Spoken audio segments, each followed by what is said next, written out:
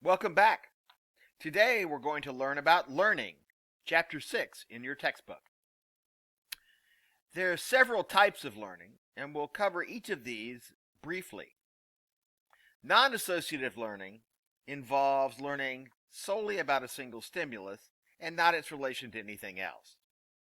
Associative learning involves learning about the relationship between two pieces of information. And finally, we learn by watching others. Let's start with non-associative learning, where we learn something about a stimulus in the external world due to continued exposure to it. There are two types of non-associative learning. The first of these is habituation, where we decrease our awareness in response to a stimulus that is consistent in the background, especially if it doesn't provide us with any important information. For example, the hum of the lights in the classroom becomes unnoticeable after a time. When we put on clothes, we cease to pay attention to the feeling of the clothes on our bodies in a very short period of time. The opposite of this is sensitization, which tends to happen when there's a stimulus that predicts potential harm or reward. For example, if you're sitting in the back seat of the car and your sibling consistently moves onto your spot in the back seat, it becomes more and more annoying until you tell them, "Don't ever move in my seat again." And finally, your parents get tired of hearing the complaints, and one of them turns around and says to you, "I don't want anyone in this family to touch anyone else ever again." That's sensitization. With associative learning, we learn how two or more pieces of information or environmental stimuli are related to each other. The two types of associative learning are classical and operant conditioning. Classical conditioning was discovered by the Russian physiologist Ivan Pavlov, who won the Nobel Prize in Physiology or Medicine in 1904 for his research on the digestive system, but is today better known for his discovery of classical conditioning. Classical conditioning is that type of learned response in which a previously neutral object comes to elicit a response because it's associated with a stimulus that already produces a response. For example, when watching the movie Jaws, hearing the Jaws theme right before the shark attacks leads one to become anxious just hearing that theme. Pavlov, seen here in figure, was studying the digestive enzymes in dogs. He began by feeding them a powdered meat substance and then measuring the saliva that the dogs produced in response to this. While doing this, he noticed something interesting occurring. One day, when he went in to feed the dogs, he noticed that they were salivating before he even gave them any food. Perplexed by this, he began to study that association, and during those studies, he discovered the 4 steps that are involved in classical or Pavlovian conditioning. In step 1, we begin with a stimulus that naturally, automatically elicits a response. For example, food elicits salivation. Recall the stimulus in this case, the unconditioned stimulus, and the response, the unconditioned response. The connection between these two is automatic and does not have to be conditioned or learned. In the next step, a neutral stimulus is presented. This is something that's not associated with an unconditioned response. In Pavlov's case, this was a metronome. Step 3 involves a number of conditioning trials. The neutral stimulus is presented together with the unconditioned stimulus. After a number of such pairings, the dog or other organism begins to associate the neutral stimulus with the unconditioned stimulus. And now the neutral stimulus is conditioned to produce a response. This is a conditioned stimulus because the relationship has been learned. Finally, after the neutral stimulus has been paired with the unconditioned stimulus numerous times, that neutral stimulus becomes a conditioned stimulus, and the conditioned stimulus elicits a conditioned response, that is, a response that's been learned. Thereafter, the conditioned stimulus, which previously evoked no automatic response, will cause a conditioned or learned response, which is similar to the unconditioned response. In this case, a metronome will produce salivation in the dog. Conditioning does not occur immediately in most cases. There must be a period of acquisition during which there is gradual formation of an association between the neutral stimulus and the unconditioned stimulus, leading to that neutral stimulus becoming a conditioned stimulus.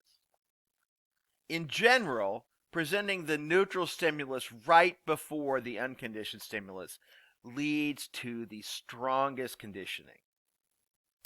You may wonder what happens if you continue to produce the conditioned stimulus without the unconditioned stimulus.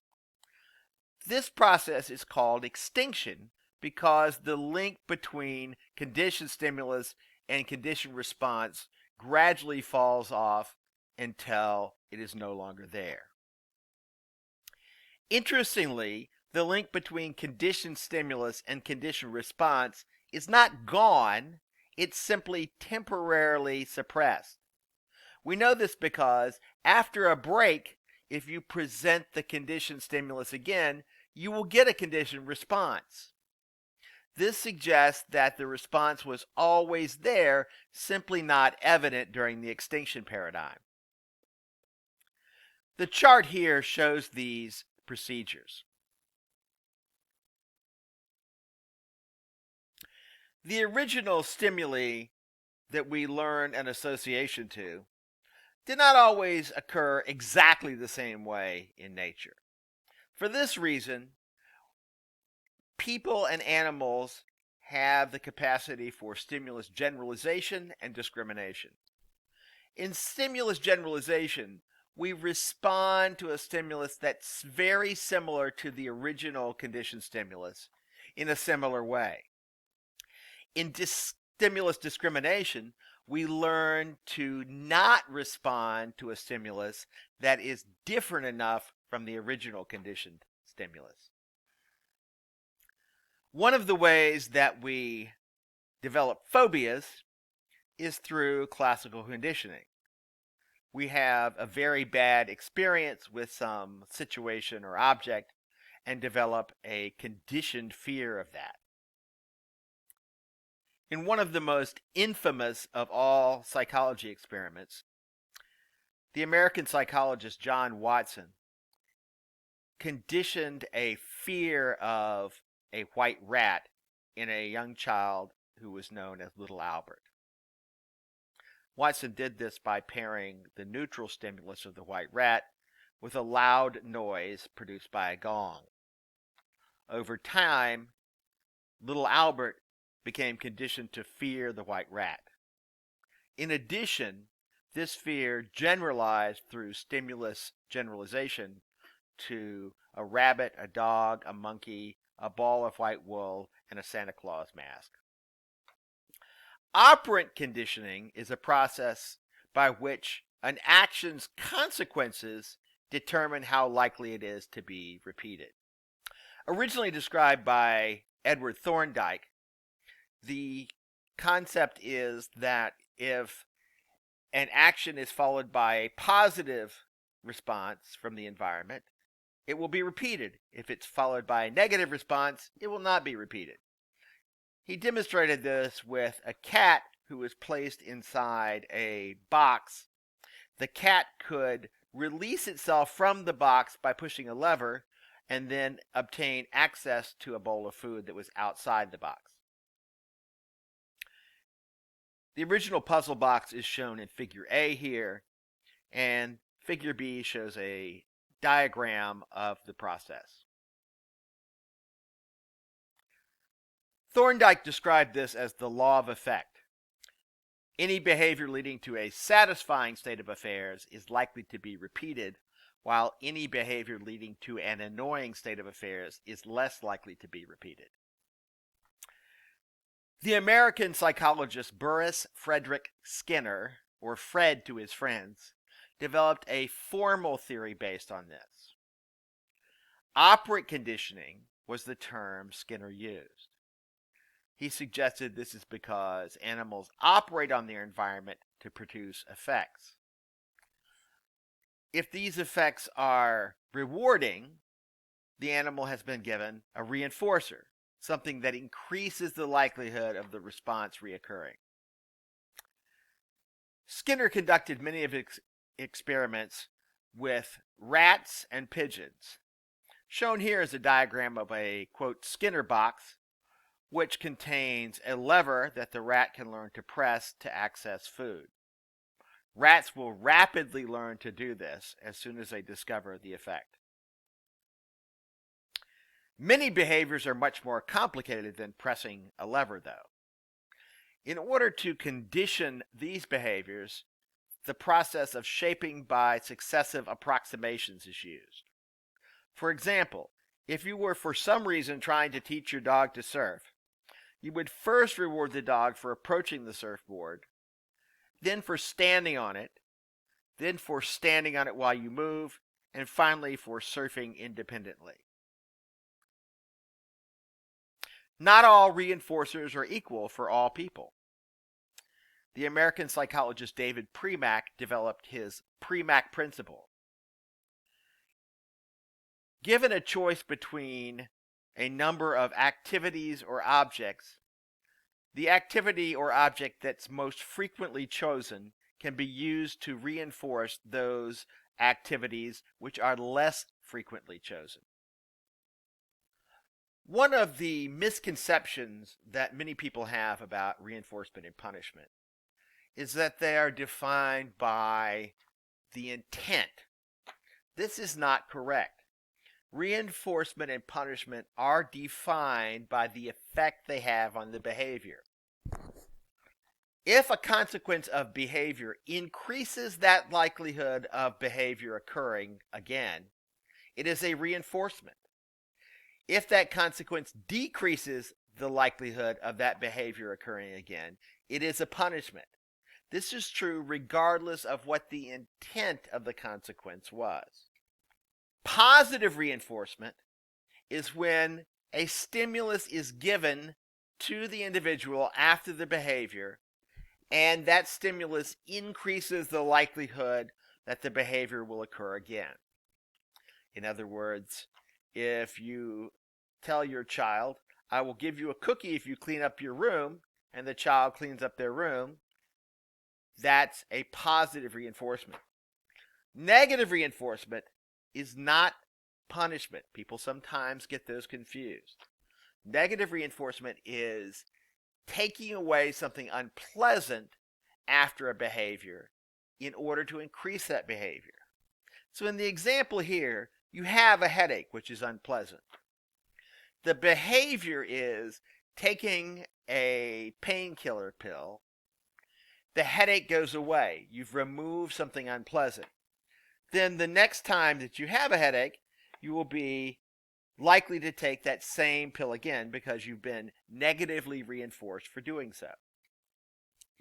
Positive punishment is when a stimulus is applied after a behavior and that reduces the likelihood of the behavior reoccurring. For example, if you touch an electric fence, you'll receive a shock, which should decrease the likelihood that you'll do that again. Negative punishment is when a behavior is decreased by a consequence that is removing something. For example, teenager gets a speeding ticket, Parents take teenagers' license away. Negative punishment. This reduces the likelihood that the teenager will do this again. I know from personal experience that this works. The chart here summarizes negative and positive reinforcement and punishment. Up to now, we've been talking about continuous reinforcement, when the behavior is reinforced each time it occurs. However, most of the time, we don't get a reinforcement every time we engage in a behavior. We get partial reinforcement, which is when the behavior is sometimes reinforced. There are 4 different schedules of reinforcement for the partial reinforcement effect. In a fixed interval schedule, the first time the behavior passes after a set amount of time, one receives a reward. So, for example, I might check my account every day during the month and not receive a paycheck. But if I check my account right after payday, which is the same time each month, I will get a paycheck. Hopefully, anyway. With a variable interval schedule, behavior is rewarded after differing periods of time with each occurrence. So, for example, I hear that there are some teachers who use pop quizzes. This would be an example of a variable interval schedule.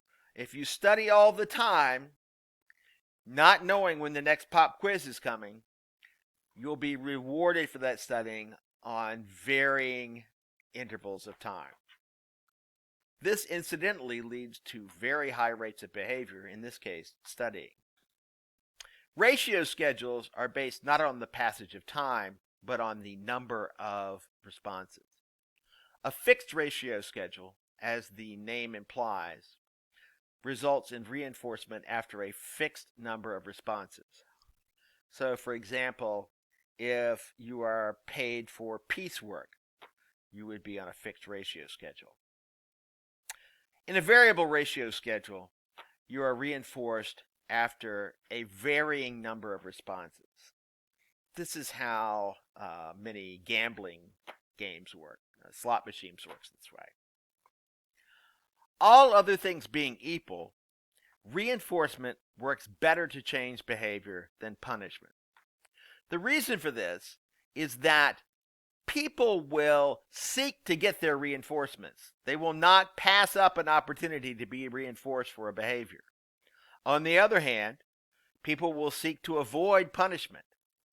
Typically, punishment doesn't teach people not to do the behavior. It teaches them not to get caught doing the behavior.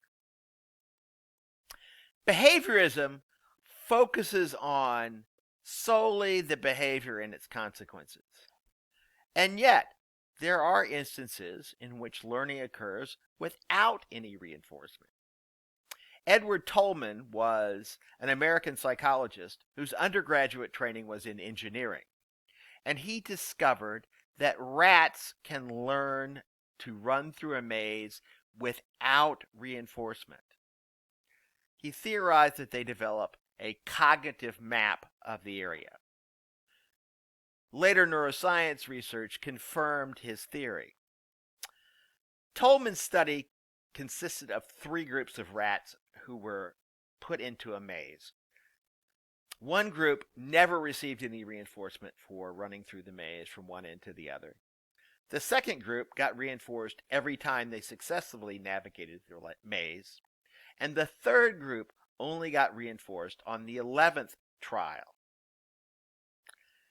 If reinforcement is necessary for learning, Group 2 should be way ahead of Group 3 on trial 11 because they'd received 11 reinforcements versus the 1 that Group 3 got on trial 11. However, that isn't what happened. Group 3 was just as good as Group 2 on day 11 and 12, as seen in the figure here. Tolman described this as latent learning, or learning that takes place in the absence of reinforcement. Finally, we learn by watching other people. There are three ways we do this: observational learning, modeling, and vicarious conditioning.